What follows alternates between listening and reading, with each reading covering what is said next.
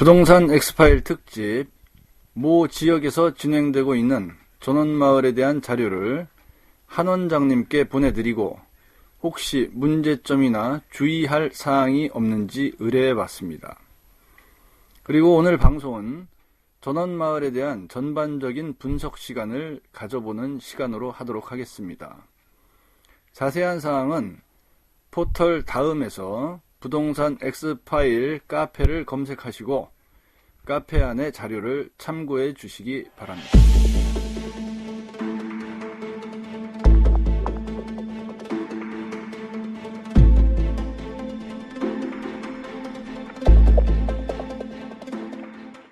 한 원장님, 한동안 뜸했는데 어떻게 잘 지내셨나요? 네, 네, 두루두루 잘 지냈습니다. 일부 한간에는 네. 엑스파일의 한 원장님과 김 PD가 불화설이 있다. 이래가지고 얘네들은 서로 이익관계가 아니기 때문에 벌써 파토가 났을 거다라는 그런 불화설까지 막 나돌고 있더라고요. 그래서 약간의 종지부는 좀 찍어줘야 되지 않을까? 그런 얘기도 듣곤 하시네요. 뜬금없어요, 항상. 전혀 생각도 안 해본 얘기를. 우리는 서로 하는 일이 정말 중요한 일들이 많잖아요. 그래서 시간을 맞추기가 정말 몇 번씩 맞추자 하면서도 밀렸죠. 네, 그렇습니다. 드디어 오늘 됐습니다. 그럼 그냥 바로 질문 들어갈게요. 네네. 네. 전원마을을 투자할 때 네. 가장 주의할 점이 뭐가 있을까요? 전원마을에 들어가는 이유가, 네네. 그러니까 저는 이렇게 투자라는 의미가, 네. 투자라는 말 자체가 전원마을과는 맞지 않는 거죠. 네, 전원마을은, 그러니까 내가 요즘은 모든 주거도 투자의 대상이 이렇게 되다 보니까, 그러니까 전원마을에 내가 투자의 개념으로 갔다, 그러면 오를 거다 이런 기대는 하지 말고 가셔야 돼요. 자연 환경을 보고, 그러니까 내 삶에 대한 충분한 이해가 있을 때 전원마을에 투자를 하는 거예요. 그 투자가 이익적인 투자가 아니라 삶에 대한 투자를 하는 거다. 그럼요. 네. 그러니까 그래야죠. 이익적인 투자로 접근하면은 네. 그거는 굉장히 어려워진다. 만약에 네네. PD님이 전원마을에 투자를 하셨다. 어떤 네네. 개발자가 전원마을에 투자했다는 거는 또 다른 개념이에요. 네네. 김 PD님 물어보시는 거는 일반 소비자가, 네. 일반 개인이 전원마을에 투자할 때 유의사항을 물으시는 거잖아요. 그렇죠. 네. 그러니까 일반인은 내 삶에 대한 충분한 이해가 있고, 내가 어떠어떠한 자연 환경에서 어떠어떠한 편의와 어떠어떠한 불편을 감수할 수 있다. 어떤 것에 대한, 어떤 요인에 대한, 어떤 요소에 대한, 나는 편의가 있기 때문에 그 반대급부인 불편도 감수할 수 있다라는 이 삶에 대한 이해가 있어야, 그때 투자를 하는 거죠. 투자라기보다는 전원마을, 주거는 선택의 문제인 것 같아요. 그러면은, 네. 어떤 회사가 전원마을을 10년째 만들고 있어. 굉장히 길게 만드네요. 네. 만들고 있는데, 그런 만드는 곳에 투자를 할 때, 너무 기간이 오래 걸리잖아요. 예를 들어서, 기간이 길었다. 네네. 전원마을에 10년간 투자를 하고 있다 그러면, 사실은 어떻게 보면, 긍정적인 측면이 있어요. 그러니까 10년간 투자를 했다는 건, 근데 지금 김 PD님 물어보시는 거는, 전원마을 어떤 한 개 블럭을 갖고 주고 쓴다는 얘기 같아요. 주고 쓰고 있다는 얘기 같고, 보통 회사가, 기업이 전원마을을 10년간 투자하고 있다 그러면, 어떤 한 개 지역에 본인들만의 특화된 어떤 요소를 가지고 건축의 어떤 패턴과 그런 것들을 가지고 이쪽에 1단지, 이쪽에 2블럭, 여기 3블럭, 그러니까 1단지, 2단지, 3단지, 1블럭, 2블럭, 3블럭 이런 식으로 점차적으로 확대해 나가면서 한 개 지역에 전원마을을 10년간 확대해 오고 있다. 이런 개념이면 매우 긍정적인 거고요. 네. 그런 원대한 계획을 갖고 들었는데 붙들고 있는 상태로 10년을 있다. 이 멍청한 짓이죠. 이건 안 되는 거죠. 10년간 이러고 있으면 죽도 밥도 안 되고 있는 거예요. 땅도 못 파고 있다?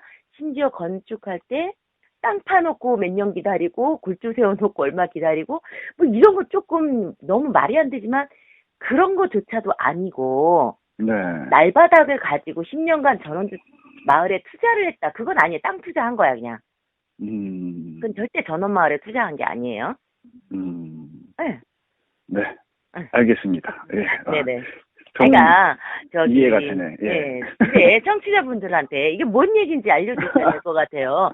얘들 도대체 무슨 얘기하는 거야. 그러니까 왜 물어보셨는지를 먼저 말씀을 해주세요. 그러니까 모 회사에서 네. 장성의 전원마을을 구상을 해서 이렇게 좋은 환경 아까 말씀하셨듯이 가족 같은 분위기 해가지고 개발을 하고 있었는데 이제 땅 정지 작업이라든지 이런 게 아니에요. 땅만 가지고 계속 모으고 있는 거예요. 땅을. 근데 이게 이제 회원들한테 판매를 계속 신규 회원들은 팔고 더 돌리고 이런 작업을 계속 하고 있길래 이게 정말 전원 마을을 만들기 위한 것인가. 그래서 투자가들이 이제 전원 마을을 들어가려고 그 땅을 사잖아요. 근데 이게 정당한 것인지 10년 동안 이러면 앞으로 언제까지 이루어질까가 이 방송의 핵심 포인트예요. 제가 말씀을 드리면 네네. 한 지역에 전원마을을 조성하겠다고 10년간 땅을 팔고 있는 거네요. 그렇죠? 그렇네요. 전원마을을 조성하겠다는 계획을 가지고 10년간 땅만 팔고 있었던 거예요. 네, 이건 땅 장사하고 있었던 거죠. 전원마을과 전혀 상관없습니다. 네, 알겠습니다. 요거 다음 질문이 많아. 네네. 간만에. 네, 간만에 방송하느라고 많이 잘라서 또 편집해야 되겠네요. 네, 그러시죠. 그러면은 예전에 텔레비전에서 보니까 전원마을 이렇게 한다 하면서 그 기획부동산이 투입이 돼가지고 그 뭐 유명 연예인도 그 앞에서 뭐 드라마에 나왔던 분들도 연륜돼 있고 이랬는데 이런 어떤 기획부동산들이 하는 거짓말 수법이라든지 이게 사기인 듯 사기가 아닌 것처럼 막 보이잖아요. 근데 어떤 식으로 거짓말을 하는지 그런 사례가 혹시 있나요, 그게? 우리 김 PD님은 늘 사기냐 사기가 아니냐에 초점이 많이 있으신 것 같아. 우리 방송이 워낙 또 그 사기 근절 방송이라. 그런데 그 위조화폐 감별하는 방법 아시죠? 감별할 때 훈련하는 방법. 예. 뭘 하든가요? 뭐 이렇게 등으로도 보고. 아니야. 가장 손으로 만져보는데 뭘 하냐면요. 진짜를 계속 만져보는 거예요. 진짜 화폐를. 진짜가 무엇인지 모르는 사람들은 진짜 가짜를 분별할 수가 없어요. 채널 가방. 샤넬이라고 할까 그냥 우리는? 우리는 뭐 상관없습니다. 루이비통, 샤넬 뭐 진짜 백을 들었다. 진짜 백을 들어본 사람은 비슷한 걸 봤는데 저게 가짜인지 아닌지 알아요. 저희 어떤 모임에서 어떤 분이 그 요즘 큐브백 같은 거 약간 그런 게 좀 아까 유행이었는데 같은 패턴의 가방을 각각 한 분씩 들고 오셨어요. 한 분은 그러니까 진짜고 한 분은 저렴한 이제 짝퉁이죠. 그걸 갖고 오셨는데 그 갖고 오신 거를 이렇게 봤는데 이거는 몇만 원짜리고 이건 몇십만 원짜리예요. 저렴한 가방 축에 속한 거예요. 몇백만 원짜리 아니고. 하나는 가짜는 건데 우리는 저걸 무슨 가방이라 그래 그러는데 그게 몇십만 원이에요. 근데 어떤 하나는 몇만 원이에요. 그런데 만져봤어요 제가. 만져봤더니 진짜는 엄청 보들보들하고 이게 큐브 형태인데 이렇게 놓으면요 추르륵 흘러내려요. 그러니까 약간 비닐부터 딱딱한 도형의 모양인데 진짜는 추르륵 흘러내리고요. 가짜는 뻣뻣해요. 그러니까 추르륵이 아니고 대충 흘러내려요. 흘러내리다 말아. 근데 삐걱삐걱 뭐 그리고 밑판을 봤더니 이 패턴은 이 징이 박혀 있고 4개가 바닥에 이 가짜는 안 박혀 있더라고요. 그러니까 이게 또 유형마다 다른데, 진짜를 봤으면 어떤 게 가짜라는 걸 알아봐요. 근데 불행한 건 진짜를 한 번도 만나본 적이 없는 사람들인 거죠. 그래서 이게, 저는 이게, 뭐, 연예인이 개입돼서 분양을 했다, 이건요. 지금 그 피디님이 물어보신 그 지역하고 전 상황이 달라요. 거기는 토목도 정상적으로 하고 정상적으로 집을 지어서 분양을 했어요. 집을 팔았어. 그러니까 전원 마을이 다 조성이 됐어.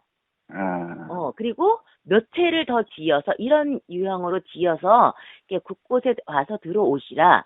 그래서 10년간 뭐 그동안 사업을 하셨다면 어느 회사든 10년간 사업을 하셨다면 최소한 회사에서 샘플 주택을 전원주택을 한 채라도 지어놨으면 가능성이 있는 거예요. 그리고 다음 사람들한테 팔았으면 그걸 또 집을 지을 수 있게 여러 가지 금융의 어떤 파이낸스 문제라든지 이런 것들을 설계해 주셔가지고 또 지을 수 있도록 하셨어야 돼요. 그러니까 그래야 10년간 사업을 해온 거예요. 전원마을 사업을. 지금처럼 속칭 나와바리 들리기 식으로 땅 따먹기 식으로 땅만 넓혀가고 있다는 거는 뭐 관계토대왕이신가요? 아닌 거죠. 그건 전원마을 투자나 전원마을 개발과 전혀 컨셉이 아니에요. 이건 말만 그렇게 붙였지 전혀 그런 걸 할 의사가 없는 거예요. 언제 우리 60, 70, 한 20년 후에 하겠다? 30년 후에 하겠다? 이런 개념을 애초에 얘기했다면 그건 다른 거죠. 애초에 얘기했다면 말이 돼요. 왜냐하면 충분히 이렇게 땅을 사두었다가 이렇게 동호회처럼 만들어서 그 건설을 하는 경우도 있어요. 향린동산이라든지 어떤 그 같은 생활 패턴을 가진 사람들이 동호회 마을들이 있잖아요. 동호회 마을을 전원 어떤 타운형으로 이렇게 지었다거나 그런 경우가 있어요. 그러니까 그거는 뭐 1년 안에 사업이 되는 건 아니죠. 그러니까 그런 컨셉이 아니라면, 동호회가 아니라면, 동호회고 우리가 언젠가는 이렇게 지어보자 그래서 우리 친구들끼리 으쌰으쌰 했다 이거면 늦어질 수도 있어요. 근데 그게 아니고 회사 기업이 들어갔다면 그렇게 하면 그거는 사업이라고 볼 수 없는 거죠. 오케이, 알겠습니다. 네. 갈 길이 머네요. 네네. 누가 물어보더라고요. 토지를 이렇게 구매할 때 개별 등기인지 확인하는 게 중요하느냐. 근데 나는 개별 등기가 뭔지 모르겠더라고. 공유로 등기를 하는 경우가 있고요. 기분 등기. 우리가 100평이 있어요. 그래서 예를 들면 100평이 있는데 피디님하고 저하고 같이 땅을 샀어요. 그러면 100평에 대한 50%씩 지분을 갖겠다. 지분을 갖는 거예요. 지분을 갖는 거는 이렇게 50%씩 지분을 갖겠다. 그럼 100평을 한 번에 건축을 하든지 어떤 활용을 하든지 해도 100평의 지분이 50%인 거예요. 이건 지분 등기예요. 그런데 개별 등기를 했다 함은 우리가 100평이 있는데 김 PD님 50평, 나 50평 따로 분할해서 등기를 한 거예요. 그럼 분할해서 등기를 했죠. 그러면 50평에 대해서 김 PD님 자유롭게 집 지을 수 있고 나도 50평에 대해서 자유롭게 집 지을 수 있어요. 그런데 100평을 50%씩 지분을 가졌어요. 그러면 자유롭게 집 못 지어요. 50평에 대해서. 100평에 대해서 합의해서 지어서 합의해서 분할해야 돼요. 또. 그래서 그 땅콩주택이라고 하는 그런 것들은 지분이에요. 지분. 공유. 땅을 땅도 건물도 지분. 그런 개념이죠. 그러면 어떤 회사가 그 땅을 뭐 전원마을을 만들어 준다 그러고서 이거를 개별 등기가 아니고 지분 등기를 만약에 했다 그러면 이건 문제점이 있는 거라고 봐야 되겠네요. 그거에 동의했을 거 아니에요. 지분 등기에, 지분을 내가 판다. 네, 예. 지분을 판다는 거에 내가 동의해서 들어갔는데, 문제는, 네. 그, 투자하는 사람이 지분이 뭔지, 네. 개별 등기가 뭔지, 이런 걸 모르는 사람한테, 했으면 지금 문제가 되는 거죠. 우리가. 저처럼 몰라, 그거를. 아, 왜, 보험사 약관 우리가 다 알 필요가 없잖아요. 네, 예. 개념만 알면 되는데, 그러니까, 회사에서 너희는 땅만 사라. 우리가 언젠가는 회사에서 집을 지어주어서 너희들이 들어와서 살 수 있게 해주겠다. 뭐 이런 개념이면 그래 내가 그냥 땅만 사면 건물은 지어줄 거야? 뭐 이런 개념도 또 그냥 어떻게 기다려볼 수 있겠죠? 근데 이제 지분 등기했는데 집도 지가 줘야 돼. 그러면 지분 등기했는데 내가 집을 줘야 돼요. 네. 그러면은 그건 지금 말씀 들은 대로 굉장히 위험한 거네요. 아니요. 집을 지으려면 나중에는 분할을 해야 돼요. 토지를. 결국은 개별 등기를 해야 된다는 얘기네요, 그럼? 네, 개별적으로 토지 분할을 해야 돼요. 요거 저한테 질문하신 분이 계셔가지고. 개인이, 제가, 내 지분에 대해서 집을 짓겠다 그러면, 분할 등기를 하셔야 돼요. 어차피 분할이. 개별 등기? 예. 네네네. 개별 등기 하셔야 돼요. 네. 예. 알겠습니다. 개별 등기 요 방송 들으시는 분들은 꼭 하시기 바랍니다. 네. 분할은 또 합의가 필요하죠. 그러네요. 신량도 필요하고 많이 필요합니다. 네. 갈수록 이게 복잡하더라고요. 가만히 보니까. 네네. 이게 그 집을 이제 지으려고 최종적으로 이 땅을 산 거잖아요. 네. 땅을 산 건데 건축 허가가 나올 수 있는 곳이 있고 나오지 못하는 곳이 있다고 그러더라고요. 같은 필지에 한 필지. 예. 그러면 건축 허가가 나올 수 있는지 알아보려면은 어떤 방법을 취해야 되나요, 이게? 그건 설명하면 너무 복잡하니까. 예. 기본적으로 건축사한테 물어보시면 가장 심플하고요. 건축사. 예. 네, 건축사한테 물어보시면 가장 심플하고요.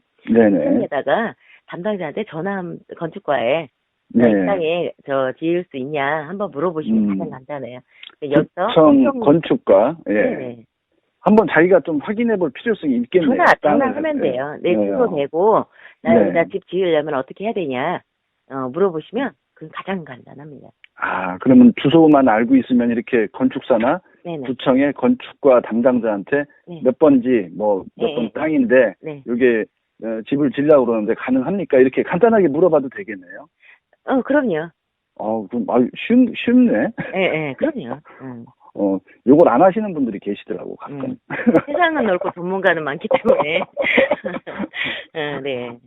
제가 듣기로는 시골 땅 같은 경우에 토지 어떤 사는 금액보다 기반 시설 또는 공사 비용 이런 게 더 들어갈 수 있다고 그러는데 그거에 대해서 한 말씀 해주시죠. 우리 제주도 땅 경매 신문기사 얘기할 때 했었어요. 토지가 제주도 땅이 이거 왜 이렇게 비싸냐, 뭐 감정가의 몇 배냐 이런 얘기할 때 기반 시설 인입 비용 얘기했었어요. 했는데 지금 현재 토지 상태가 어떠한가에 따라서 기본 토목을 해야 돼요. 그러니까 그 토지 이제 정리를 하는 거예요. 정리를 하고 뭐 수도시설을 일단 공사를 하려면 집을 지으려면 전기 들어와야 되고 수도 들어와야 돼. 기반 토목이라는 게 하수도, 관거 이런 거 묻어야 되고. 그러니까 집을 그냥 건물을 막 짓는 것 같지만 우폐수 뭐 이런 거 다 어디로 보내야 되는지. 우리 혈관 같은 거죠, 뭐. 그런 것들이 다 기본이 되어 있어야 되는 거예요. 우리가 몸이 덜렁 있는 게 아니잖아요. 그러면 땅만 산다고 해서 해결되는 게 아니라 그 비용이 들어갈 수밖에 없는 게 땅도 정지 작업을 해야 되고 그 다음에 지금 말씀하신 전기는 어디서 끌어와야 되고 수도는 어디서 끌어와야 되고 하수도는 어떻게 빼야 되고 뭐 이런 식으로 해서 그런 시설들을 땅을 샀을 때 땅을 산 사람이 그거를 다 지불을 해야 된다는 얘기네요, 그럼. 건물을 지을 사람이. 그러니까. 건물을 지을 사람이 하는데, 내가 내 땅에 짓기 위해서는 내 땅의 지분이 특정된, 지분은 내 땅의 위치를 특정한 게 아니에요. 내 땅의 위치가 A다, B다, C다 이거를 해놓은 게 아니에요. 그렇죠. 토지를 딱 정리해서 그 필지를 분할해서 여기는 도로, 이렇게 아파트 단지도 단지 내 도로가 있잖아요. 네네, 그렇죠. 그런데 전원주택도 예를 들어 1000평에다 집을 5채를 지어요. 그럼 200평씩은 아니잖아요. 네. 그러면 200평이 오롯이 내 땅이 아니에요. 그러니까 내가 200평을 딱 잘라서 무조건 사방으로 도로가 있으면 그건 또 다른 얘기예요. 네네. 사방으로 도로가 있다면 다르지만 그렇지 않다면 우리가 서로 출입문 내고 통행할 수 있는 도로를 내야 돼요. 그렇죠. 그러니까 내가 200평 지분을 갖고 있다 하더라도 실제로 사용하는 거는 그렇지 않은 거죠. 그러니까 전번에 신 소장님하고 얘기했을 때 그런 게 있던데 재개발 재건축 같은 거 할 때 네. 뭐 학교 부지를 또 줘야 되고 막 이런 게 있다고 그러더라고요. 그럼요. 네. 요거는 그런 건 아니더라도 네. 그러니까 같이 공동으로 사용하는 그런 땅을 내가 200평을 받았더라도 거기에서 50평이 나갈지 40평이 나갈지 40평이 나갈지 그거에 대한 정비 작업이 필요하다라는 얘기네요. 그럼 그럼 결국은 공사 비용이나 기반 시설 비용들이 더 추가가 많이 될 수 있다. 생각보다. 네, 뭐 땅을 내놓고 그 주변 여건이 좋아지면 나머지 200평의 땅값이 아니라 160평의 땅값이 더 오를 수도 있는 거거든요. 그렇죠. 예, 그렇죠. 그러니까 그런 기반 시설이 다 되어 있으면 이제 토지의 가격이 더 올라가는 거죠. 그러니까 어리버리한 땅 1평에 100만 원과 도심 안에 한 평에 1000만 원인 건 다른 거죠. 그렇죠. 네네. 다 돼 있는 상태에서. 네네. 모든 기반 시설과 뭐 환경과 여러 가지 여건들이 잘 조성된 곳은 굉장히 이제 집약적인 그런 땅들은 가치가 다른 거죠. 가격이 올라가고. 생각할 게 많네요. 2부에서 계속됩니다.